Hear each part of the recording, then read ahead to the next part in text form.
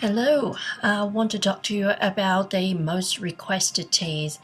Underneath the most wanted tab, you will actually find some of these popular ones here.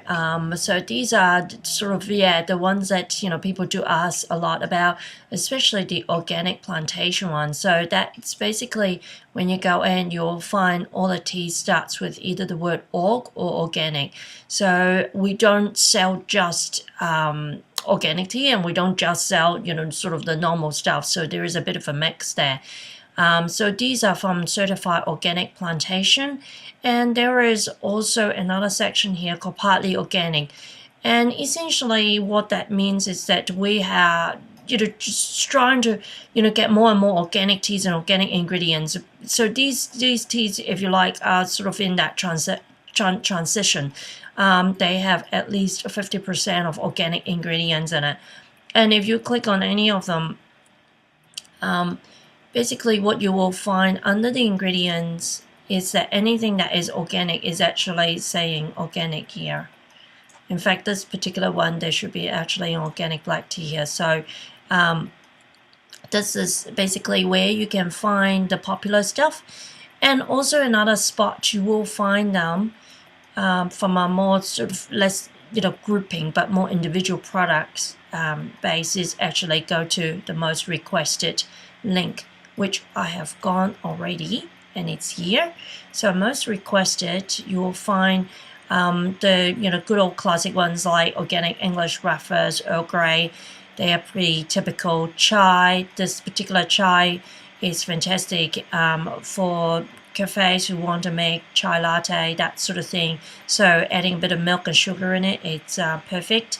And then there is green tea, such as the jasmine green tea, like the yum cha tea.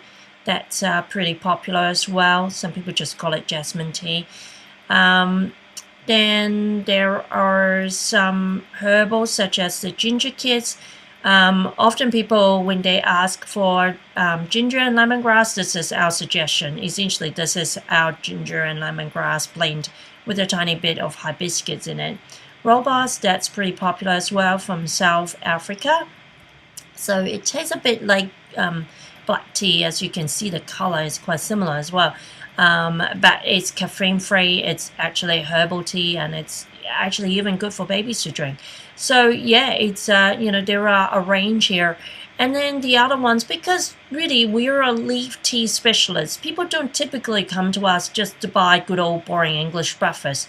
They are ready to venture out. So even with English breakfast, we suggest to look at Assam. Assam is another good, strong, robust black tea from India that is fantastic on its own, as well as to use for mixing. Daintree is from northern Queensland, so it's an Australian tea. It's one of our few Australian teas, in fact. Then there is the Aussie Green, which is featuring the lemon myrtle from rural New South Wales, and the organic Matcha Japanese green tea. So that one is pretty nice, hot or cold. A little bit lemony without too much sharpness. Jamaica or Gamaicha, it's the good old popcorn tea that a lot of sushi restaurant or Japanese restaurants serve. Tencha Matcha is the high-grade green tea powder that we sell for people who really want to actually enjoy the authentic matcha taste. There are a lot of green tea matcha product out there that is loaded with sugar or fillers like soda and whatnot. Part of the reason is they want it to froth up a bit more because people are using it in green tea latte. Again, this is a bit of an expensive product to be used in a latte format, but it's a possibility. The alternative would be the organic Aracha matcha. That will be a cheaper product if someone actually want to use it for making a latte or milkshake or food, that kind of thing. Then we have got 3 oolongs here: Tickling Light from China, Ginseng Cream from Taiwan, and Rose Oolong from Taiwan as well. The most popular oolong we have got is the Ginseng Cream or the White Dragon, and it's got a milky flavor added to it. It's a really good tea for people who are sort of wanting to get into green tea, wanting to get into, sort of go beyond black tea and ready to try some lighter tasting tea. The milky fragrance just help for people to sort of, ease into, trying some green tea without that grassiness to it. Tickling Night is a Chinese oolong that, if you look at the tea leaves, in the background, this cup here, it's a darker leaf comparing to the ginseng cream. Essentially, the darker the leaves, the stronger the brew with oolong.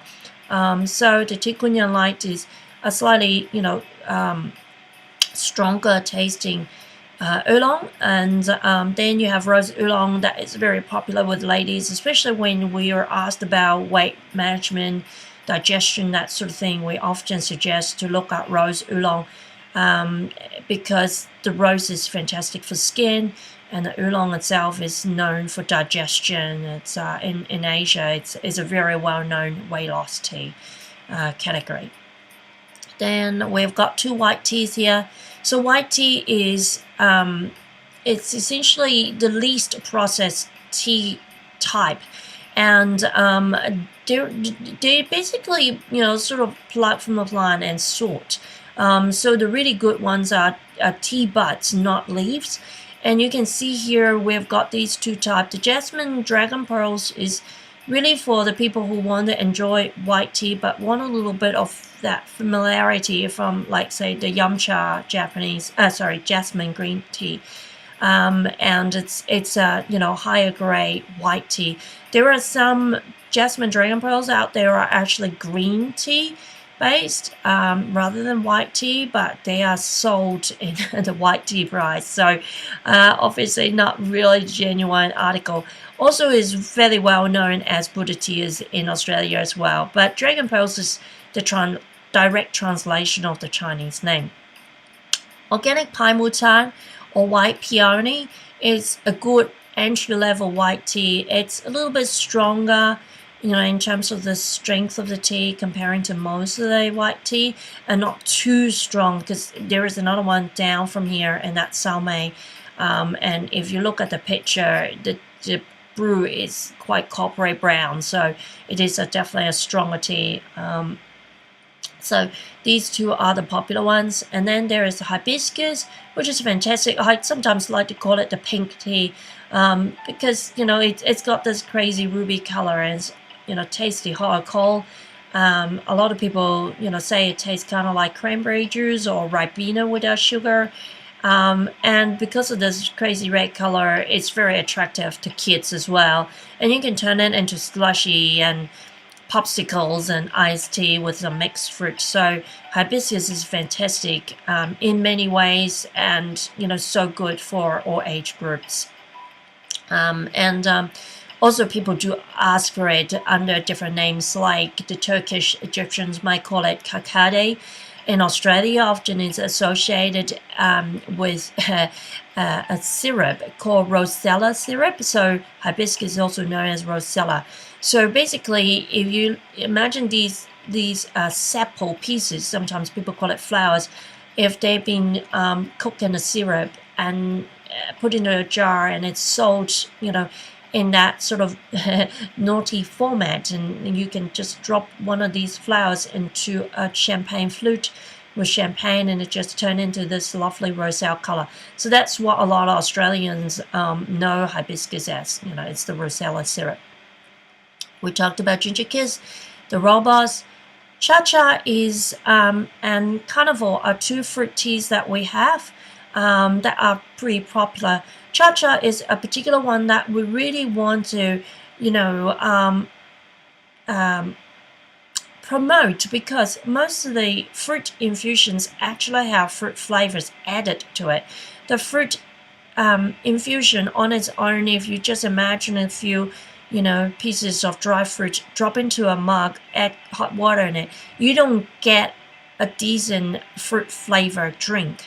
So it is actually quite impossible to actually do it without added flavor.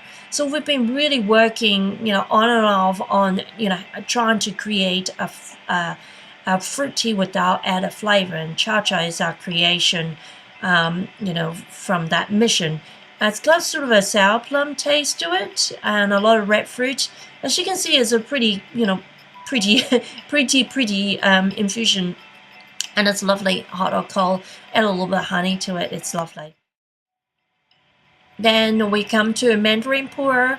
Pu'er itself is quite an earthy tasting tea. Some people look at the brew and think it's really bitter. This brew shown here is sort of the lighter version. Some of them are even darker. The fact is, actually, the color does not indicate it's a very strong bitter brew. It's just the color. It's a little bit scary. So this Mandarin Pu'er is a more singy version, a more refreshing version of the rustic, earthy tasting Pu'er. Pu'er generally is known for digestion. Is one of the few rare kinds of tea that is actually better aged. So this particular Pu'er is aged in this Mandarin Pu'er is aged for about 2-3 years. There are definitely Pu'er that's been aged much, much, much longer. If you get 10-15 years old Pu'er, they're pretty expensive. So this is a nice entry version. It's great as a detoxing tea as well and warming tea. And if anybody asks for detoxing tea, ginger kiss is pretty good. White tea is good. Green tea generally, the matcha, the jasmine green tea, Aussie green, they're pretty good all-rounder, easy to drink type of detox tea. Of course, we have the detox tea section at the top drop-down menu again. That is actually helpful for people who are looking for actual detox tea, and there are a bunch of herbals there as well.